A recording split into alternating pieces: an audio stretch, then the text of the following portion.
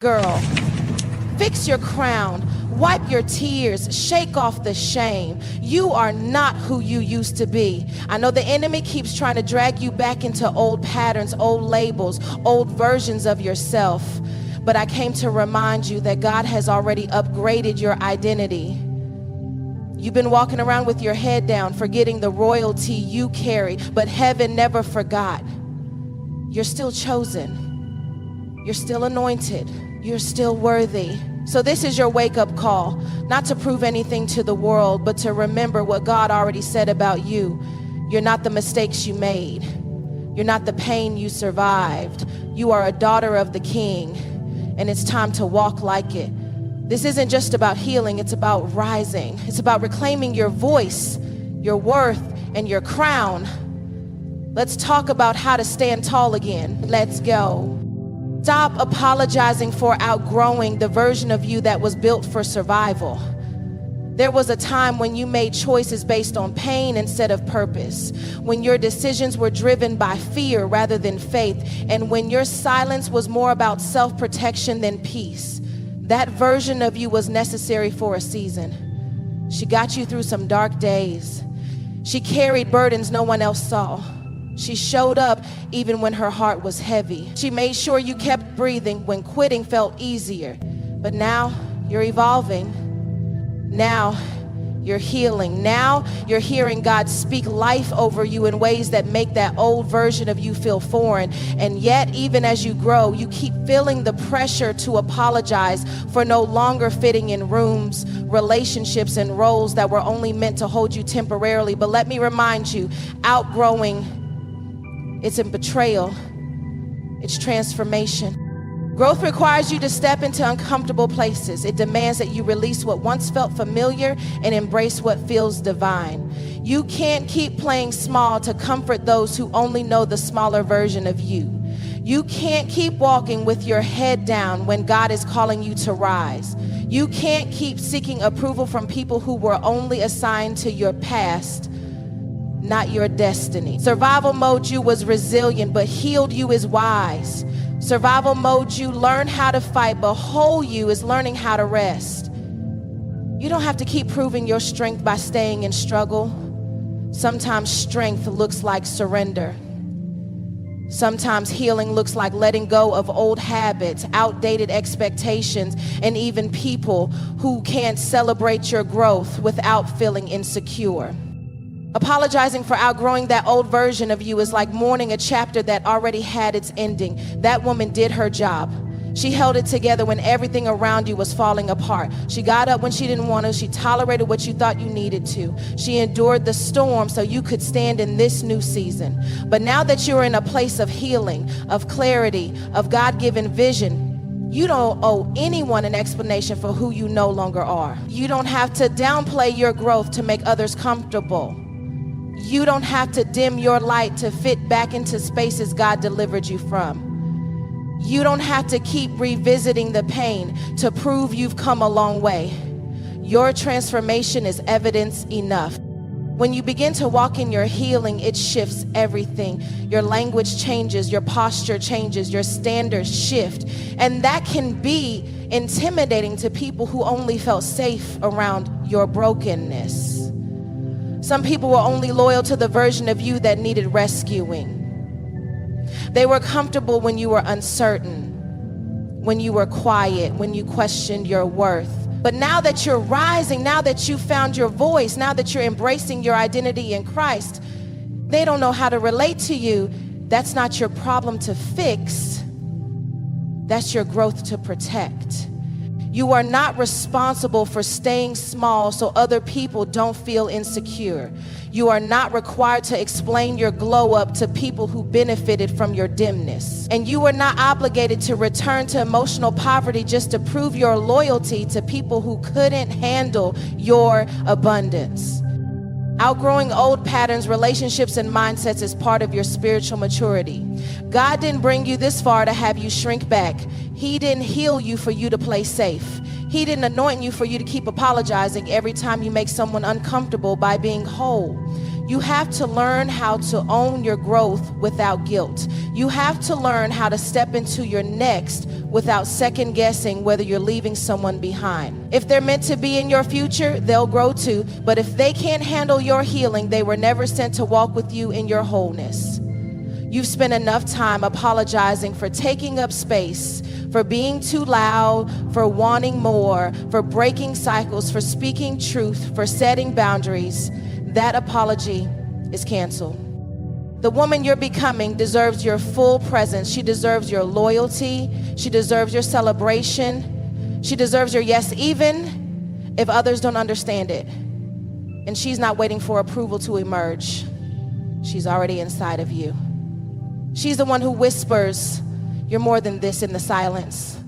She's the one who no longer tolerates being mistreated. She's the one who stands taller every time you choose healing over history. She's the one who wears the scars like trophies, not wounds.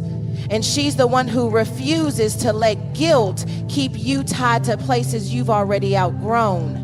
Stop apologizing for her. Start honoring her. Start protecting her. Start loving her with the same compassion you gave to everyone else. You are not who you used to be, and that is a miracle. That is grace in motion. That is what happens when you surrender your survival story to the God who turns ashes into beauty. And now that you're walking into that beauty, it's time to stop explaining, stop shrinking, stop apologizing, fix your crown, and keep moving forward, because the only ones who can't handle your growth are the ones who were never meant to walk with your healed self in the first place. You don't owe an apology for healing. You owe God your praise. And you owe yourself the freedom to live fully as the woman you become, not the one you had to be just to make it through. Your crown was never lost. It was just buried under other people's opinions. Somewhere along the way, their words became louder than God's truth. Somewhere along the way, their expectations started shaping your identity more than your Creator's intention. You didn't lose your value. You just stopped seeing it because you started seeing yourself through the lens of people who were never qualified to define you. Every time someone said you were too much, not enough, too loud, too quiet, too emotional, too ambitious, too complicated, you believed a little less in who God created you to be. And instead of wearing your crown with confidence, you tucked it away to survive. You adapted to fit in. You dimmed your light to make others comfortable. You let shame dress you when grace was always meant to clothe you. But the crown never left. It was always there, covered in dust, hidden beneath self-doubt, waiting for the moment you'd remember who you really are. The enemy's greatest tactic isn't always destruction, it's distortion. If he can't take your calling, he'll try to convince you it doesn't exist. If he can't steal your voice, he'll try to drown it in the noise of others. He'll use rejection to make you think you're unlovable. He'll use betrayal to make you believe you're replaceable. He'll use failure to whisper that you're disqualified. But none of that is true. Your crown isn't earned by perfection, it's secured by identity. And identity is not built on people's opinions, it's rooted in God's word. Before anyone labeled you, God already named you. Before you ever heard you're too much, he said you were fearfully and wonderfully made. Before you ever experienced rejection, he called you chosen. People's opinions can't cancel what heaven confirmed, but they can distract you from it if you're not careful. And if you spend too long letting their voices shape your self-worth, you'll start living beneath your calling. You'll shrink when you're supposed to shine. You'll settle when you're called to soar. You'll accept relationships, jobs, environments, and friendships that dishonor your worth just to prove you're good enough, when God already said you were. But what if you stopped chasing their approval? What if you stopped waiting for their validation? What if you stopped letting temporary opinions silence eternal truth? Because the moment you stopped handing people your crown is the moment you remember it was never theirs to give or take. You don't need permission to walk in your identity. You don't need applause to prove your anointing. You don't need consensus to confirm your calling. Some of the people who criticized you were just uncomfortable with your reflection of something they were too afraid to become. Your light reminded them of their shadows. Your voice challenged their silence. Your healing threatened their control. And instead of rising with you, they tried to reduce you. But reducing yourself to fit into their comfort zone only delays your destiny. You can't let their opinions become your narrative. You can't keep bowing to the pressure of being who they want while ignoring who God called. You have to dust off that crown. You have to pick it back up. You have to remember that even in your lowest moments, you were still royalty. That crown represents your authority in Christ.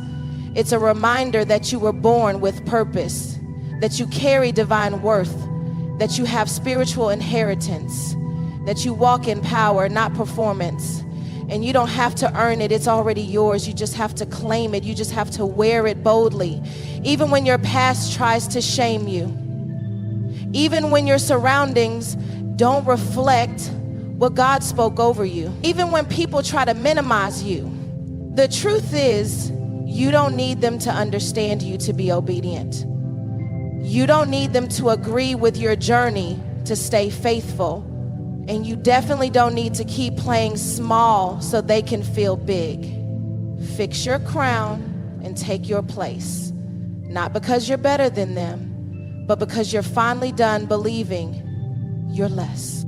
Some people will never see your crown because they're too distracted by your process. They'll focus on your flaws, your failures, your struggles. But God sees the full picture. He knows the oil that came with the fight. He knows the prayers you prayed in silence. He knows the nights you cried yourself to sleep while still showing up with a smile. And he never took your crown away, not once. Even when you questioned your worth, even when you made mistakes, even when you forgot who you were, your crown stayed in place, waiting for you to lift your head and recognize it again. Because grace doesn't remove your authority, it restores it. Mercy doesn't revoke your identity, it reminds you of it. So girl, fix your crown, not because of how they see you, but because of how heaven sees you. Not because you have it all together, but because God is holding it all together for you. Not because you never doubted, but because you decided to believe again. Wear that crown through the process, through the healing, through the elevation, through the moments when your confidence wavers, through the places where your past tries to pull you back. Wear it until it becomes natural again, until you stop questioning if you're worthy, until you stop trying to earn what's already yours, until the mirror reflects the masterpiece God always knew you were. You're not who you used to be. You're not what they said. You're not the sum of your mistakes. You are royalty, chosen, called, crowned. And nothing anyone thinks can ever change that truth. Transformation requires you to forgive the woman you used to be. Not just tolerate her or forget her, but truly forgive her. The one who didn't know any better. The one who stayed too long in places she had outgrown. The one who silenced herself to keep peace. The one who poured into everyone else and left herself empty. The one who tried to fix broken people as if healing them would finally heal her. You have to forgive her for the decisions she made out of fear, out of loneliness, out of survival. Because she was doing the best she could with what she had, with the tools she was given, with the understanding she carried at the time. Transformation cannot happen in a heart still held hostage by regret. You cannot become all that God has called you to be if you're still punishing yourself for who you used to be. Forgiveness is what frees you from shame. It's what allows you to embrace growth without guilt. You cannot walk into your healing and keep hating the version of you that needed it. She was part of the process. She had to show up so that the woman you are now could rise. And for too long, you've been trying to step into newness while dragging old guilt. You've been growing but still grieving over the years you feel you wasted. You've been evolving but still shaming yourself for not waking up sooner. But transformation doesn't erase the past, it redeems it. God doesn't throw away your story, He weaves it.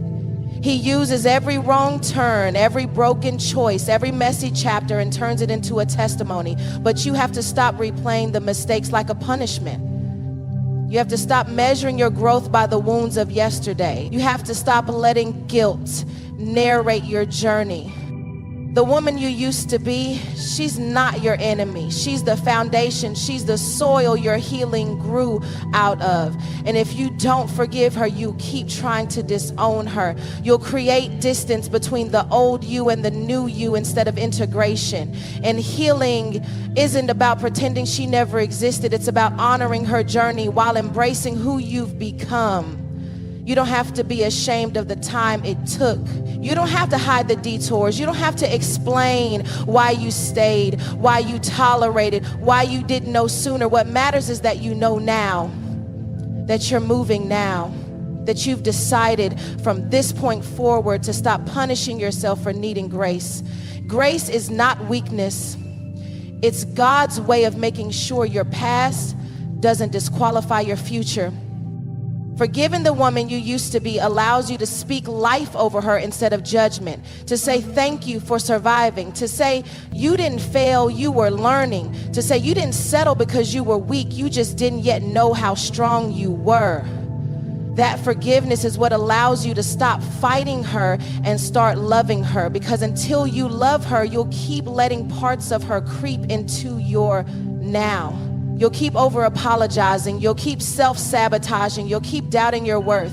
But once you say, I forgive her, you free yourself to step fully into who you are now without guilt holding you back. You begin to believe that you're allowed to be powerful. You're allowed to change your mind.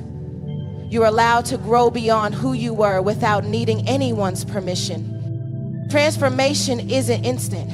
It's layered, it's holy, it's uncomfortable, and it demands grace for every version of yourself. You'll have moments where you still think like the old you, where fear creeps in, where insecurity whispers, where shame tries to remind you of what you did. But transformation says, yes, I did that, but I'm not that. It says, yes, I lived there, but I've moved. And every time you choose forgiveness over shame, you reinforce your freedom. Every time you choose grace over guilt, you break another chain. Every time you bless the woman you were instead of curse her, you make room for more healing. You're not late. You're not behind. You're not too broken. You're right on time for the woman God is forming in you. And that woman can only rise if you let the old one rest.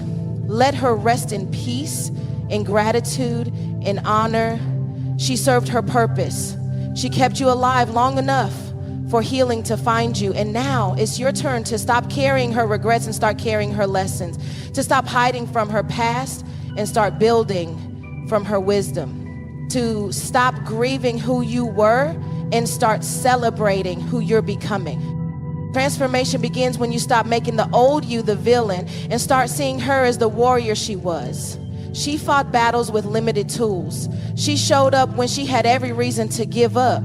She stayed in the fight when her heart was bleeding. And maybe she didn't get it all right, but she handed the baton to you. And now you get to run your leg of the race with healing, with clarity, with purpose. So stop replaying what she did. Start rejoicing over what she survived. Start speaking to her with the same kindness you give to others, because the same grace that covers your now covers your past. The same love God has for your future is the love he had for your former self. And the moment you let that truth settle deep into your soul is the moment you'll stop hiding, stop hustling for worth, and start walking with your crown fixed, your heart whole, and your transformation fully embraced. God didn't heal you for you to shrink. He healed you to shine. He didn't break chains just so you could return to cages. He didn't restore your voice just so you could whisper when he called you to declare. The healing that God gave you is not something to keep hidden. It's something to walk in, something to live boldly through, something to let the world see, not to impress them, but to glorify him. Shrinking may feel familiar, even safe, but it contradicts the very purpose of your breakthrough. You weren't rescued just to remain quiet about the deliverance. You weren't rebuilt just to blend in. You were healed to walk with power. You were restored to lead others out. You were renewed to speak what once silenced you. And every time you choose to shrink instead of shine, you're dimming the light God lit inside of you for the world to see. For too long, you made your healing small so others wouldn't feel convicted by your freedom. You played down your growth to remain relatable to people still committed to their bondage. You kept parts of your story hidden because you feared what they might say. But God didn't do all of this in you for you to hide it. He brought you through the fire so others could see what a survivor looks like. He led you out of that valley, not just for your victory, but to be a witness. Every scar is a sign that he still saves. Every breakthrough is a reminder that grace still works. Every shift in your life is evidence that you're walking in a divine assignment, and assignments were never meant to be private. Shrinking doesn't protect you. It limits you. It puts boundaries around your God-given influence. It makes you second guess your purpose. It whispers lies that say, don't be too loud. Don't be too confident. Don't stand out too much. But the enemy only tells you to hide what heaven is trying to highlight. You've been commissioned to carry a light, to reflect God's glory, to tell your truth without shame. And yet every time you try to squeeze your greatness into spaces that were never designed for it, you feel the tension. That discomfort you keep experiencing is the consequence of playing small. It's the resistance that happens when you try to fit an elevated soul into an old shell. God's healing doesn't come with a return ticket to where he found you. It comes with a launch pad to who he's created you to be. There's a part of you that still feels loyal to the woman you used to be, the one who stayed quiet, who played it safe, who didn't take up space. But Healed You is different. Healed You walks differently, speaks differently, believes differently. Healed You sets boundaries. Healed You says no without guilt. Healed You chooses peace over performance. And not everyone can handle that version of you. Not everyone will understand the cost of your healing. Some will call you arrogant when you're just confident. Some will say you've changed, because you have. And that change was never meant to be hidden. It was meant to be a declaration, a living, breathing testimony of God's redemptive power. He didn't bring you this far for you to keep apologizing for the glow up. He didn't restore your mind so you could keep questioning your worth. He didn't heal your heart just for you to give it back to broken people. He wants you to walk with boldness, to pray with authority, to lead with fire, to love without fear. Your healing isn't just about you, it's about the people attached to your voice, your vision, your obedience. There are women who will find their freedom in your testimony. There are hearts waiting for your courage to show them what's possible. There are broken souls watching your walk, wondering if they'll ever get back up too. And when you choose to shine, you give them permission to do the same. Stop watering down your purpose to make insecure people comfortable. Stop editing your story so that no one gets offended by your journey. Stop withholding your voice just because it's louder than it used to be. You are not who you were, and you shouldn't have to act like her to be accepted. You've grown. You've healed.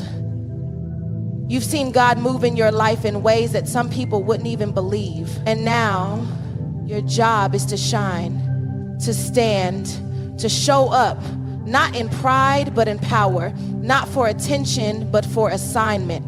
You are walking proof that healing is possible, that God is real, that freedom is available.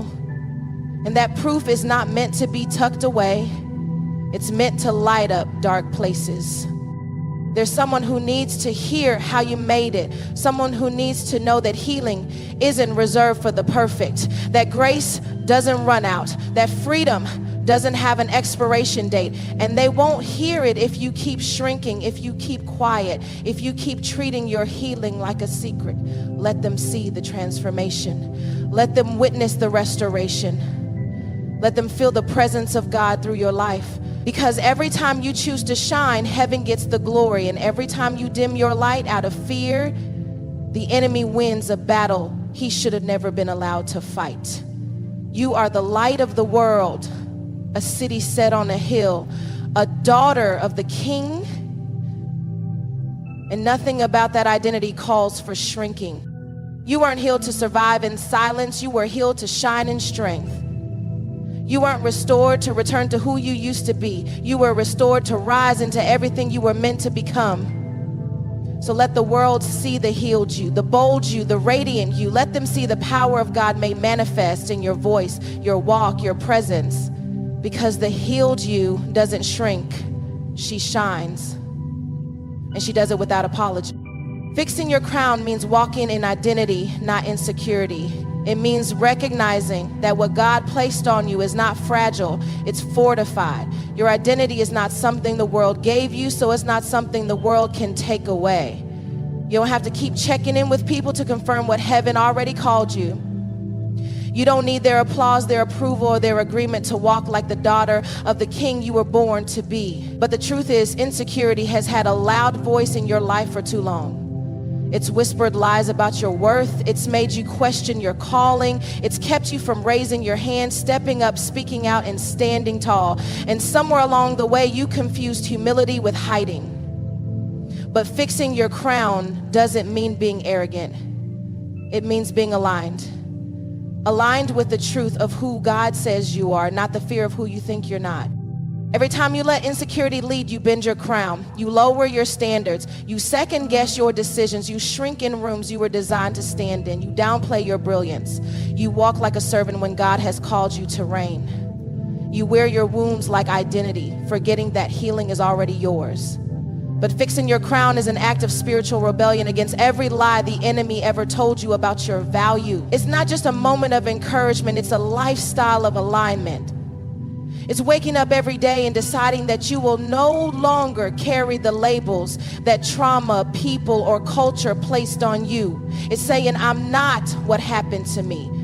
I'm not what I lost. I'm not what they said.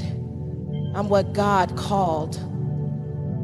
And when you start living from that place, everything about you begins to shift. Your crown may have tilted because life hit hard. Maybe rejection tried to knock it off. Maybe heartbreak made you feel unworthy of wearing it. Maybe failure made you believe you were disqualified. But even if your crown slipped, it never left your head. Even if you forgot it was there, heaven didn't. And now God is calling you to stop mourning who you used to be and start walking boldly in who He created you to be. Fixing your crown is about remembering that you're already enough. Not because of what you do, but because of whose you are. You were chosen before you were ever broken. You were set apart before you ever messed up. You were called queen long before the world gave you a reason to doubt it. And you don't have to perform to prove it. You just have to believe it and begin to live like you know it. Walking in identity means you stop letting temporary emotions dictate your eternal value. It means you stop editing your personality to be more palatable. It means you stop begging for seats at tables God never told you to sit at. Fixing your crown means saying no to people pleasing, to settling, to self-sabotage. It means looking in the mirror and speaking life to the reflection that's still healing. It means declaring, I'm still growing, but I'm still crowned. It's choosing confidence over comfort. It's walking into rooms you once felt unworthy of and reminding yourself that you belong. It's answering your calling even when your hands are still trembling. It's forgiving yourself for the years you lived beneath your worth. Because walking in identity is not about perfection. It's about permission. Permission to be powerful, permission to be seen, permission to take up space as the healed, whole, chosen woman that you are. Some people won't understand your crown. That's okay. It's not for them. It's for the purpose that's inside of you. And when you fix your crown, it may make others uncomfortable, especially those who liked you better broken. They were more comfortable when you were insecure, when you played small, when you needed their validation. But now that you've remembered who you are, now that you're no longer looking for acceptance but walking in assignment, things are going to change. Not everyone can go with you where God is taking you. Fixing your crown means releasing people who prefer the version of you that didn't know her worth. It means no longer entertaining conversations that diminish your voice. It means walking with clarity, with purpose, and with the awareness that you are walking in divine authority, not because of your past, but in spite of it. Your crown isn't made of perfection, it's made of perseverance. It's made of grace, forged in fire, sealed in the spirit. It has survived storms, betrayal, doubt, and delay, but it's still here, you're still here. And now that you've remembered who you are, you can stop living in fear. You can stop apologizing for being gifted, for being chosen, for being called.